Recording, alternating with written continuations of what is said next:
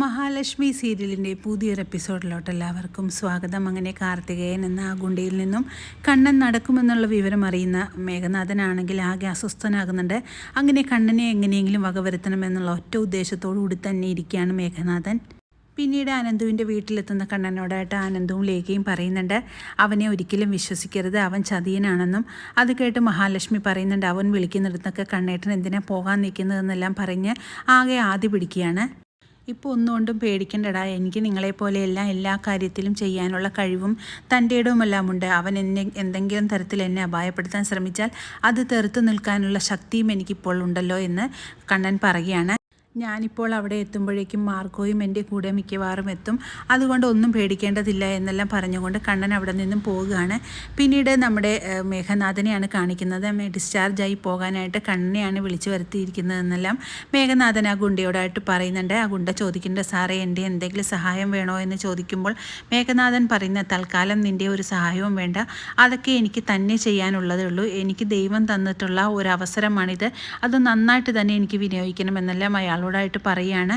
പിന്നെ ആ പുറത്ത് നിൽക്കുന്ന സാഗർ എൻ്റെ ഭാര്യയെ തട്ടിക്കൊണ്ടുപോയവനാണ്, അവനെ എന്തെങ്കിലും ചെയ്യണമെന്ന് നിന്നെയായിരിക്കും ഞാൻ ഏർപ്പാടാക്കുന്നത്, അപ്പോൾ നീ ഭംഗിയായിട്ട് തന്നെ നടത്തി തന്നാൽ മതി എന്ന് പറയുമ്പോൾ, സാർ എന്ത് പറഞ്ഞാലും അത് ചെയ്യാൻ ഞാൻ തയ്യാറാണ് സാറേ എന്ന് പറഞ്ഞുകൊണ്ട് കുണ്ട അവിടെ നിന്ന് പോകുന്നു. പിന്നീട് കണ്ണൻ്റെ വരവിനായിട്ട് കാത്തിരിക്കുകയാണ് മേഘനാഥൻ. അപ്പോഴേക്കും കണ്ണനാണെങ്കിൽ അഗസ്ത്യകൂടത്തിലോട്ട് എത്തുന്നുണ്ട്. കണ്ണനെ ഏത് വിധേനയാണ് വകവരുത്തേണ്ടതെന്നെല്ലാം ആലോചിച്ചിരിക്കുകയാണ് മേഘനാഥൻ. അങ്ങനെ കണ്ണനാണെങ്കിൽ മേഘനാഥൻ്റെ മുറിയിലോട്ടായിട്ട് എത്താൻ പോകുമ്പോഴേക്കും കണ്ണനോടായിട്ട് സാഗർ ചോദിക്കുന്നുണ്ട്, സാറെന്താണ് ഇവിടെ എന്ന് ചോദിക്കുമ്പോൾ ആ മേഘനാഥൻ വിളിച്ചിട്ടാണ് ഞാൻ വന്നതെന്ന് പറയുമ്പോൾ, സാറെ സൂക്ഷിക്കണം, അവനാണെങ്കിൽ ഒരു നീചൻ്റെ ജന്മമാണ്, അതുകൊണ്ട് സാർ നന്നായിട്ട് തന്നെ സൂക്ഷിക്കണമെന്ന് പറയുന്നു. അതെല്ലാം അറിഞ്ഞുകൊണ്ട് തന്നെയാണ് സാഗറെ ഞാൻ ഇങ്ങോട്ട് വന്നിരിക്കുന്നത് എന്ന് പറഞ്ഞുകൊണ്ട് തന്നെ കണ്ണനാണെങ്കിൽ മേഘൻ്റെ മുറിയിലോട്ടായിട്ട് പോകുന്നു. പിന്നീട് മേഘൻ്റെ മുറിയിലെത്തുന്ന കണ്ണനാണെങ്കിൽ മേഘനോടായിട്ട് ചോദിക്കുന്നു, നീ എന്തിനാണ് എന്നെ കാണാൻ വിളിച്ചതെന്ന് ചോദിക്കുമ്പോൾ, ഞാൻ പറയാമെടാ, ഒരുപാട് കാര്യങ്ങൾ നിന്നോട് സംസാരിക്കാനുണ്ടെന്നും നിന്നെ ചതിച്ച അവളെ നമുക്ക് എന്തെങ്കിലും തരത്തിലൊന്ന് വകവരുത്തണ്ടേ എന്നെല്ലാം തെറ്റിദ്ധരിപ്പിക്കുകയാണ് മേഘൻ കണ്ണനെ. അങ്ങനെ കണ്ണനോട് പറയുന്നുണ്ട്, ഒരുപാട് കാര്യങ്ങൾ സംസാരിക്കാനുണ്ട്, നമുക്കൊരു ഒഴിഞ്ഞ കോണിൽ പോയി സംസാരിക്കാം, ഇവിടെ നിന്ന് സംസാരിച്ചാൽ പറ്റില്ല എന്ന് പറഞ്ഞ് കണ്ണനെ അവിടെ നിന്ന് വിളിച്ചുകൊണ്ട് പോകുകയാണ് മേഘൻ. ഓരോ കാര്യങ്ങൾ അറിയുമ്പോഴേക്കും ജീവിതം ഒരർത്ഥവുമില്ലാതെ ആയിത്തീരുകയാണെന്നെല്ലാം മേഘനാഥനാണെങ്കിൽ കണ്ണനോടായിട്ട് പറയുന്നു. ഇത് കേൾക്കുന്ന കണ്ണനാണെങ്കിൽ ചെറിയൊരു സംശയം തോന്നുന്നുണ്ട്.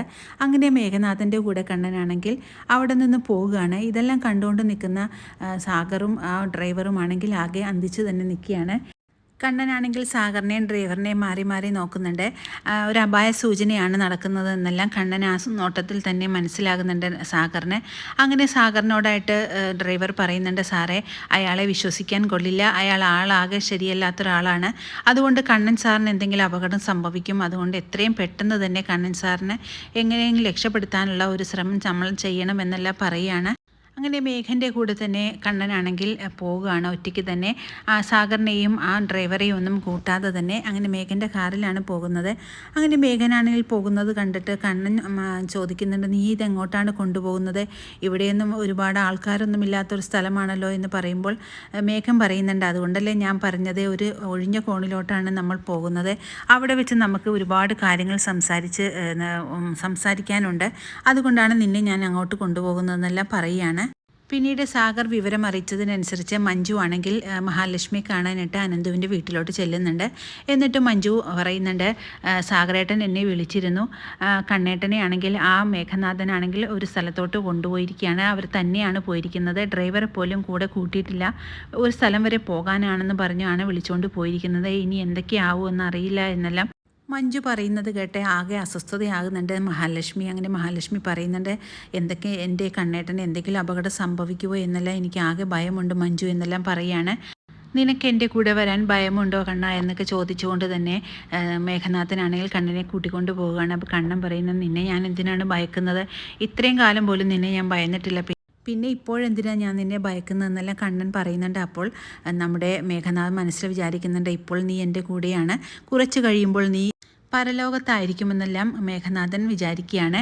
അതേസമയം അവരാണെങ്കിൽ ആ ഒഴിഞ്ഞ സ്ഥലത്തെത്തുന്നുണ്ട്. അങ്ങനെ കണ്ണൻ്റെ വീൽ ചെയറിൽ എടുക്കാൻ വേണ്ടി തന്നെ മേഘനാഥൻ പുറത്തോട്ട് ഇറങ്ങുകയാണ്.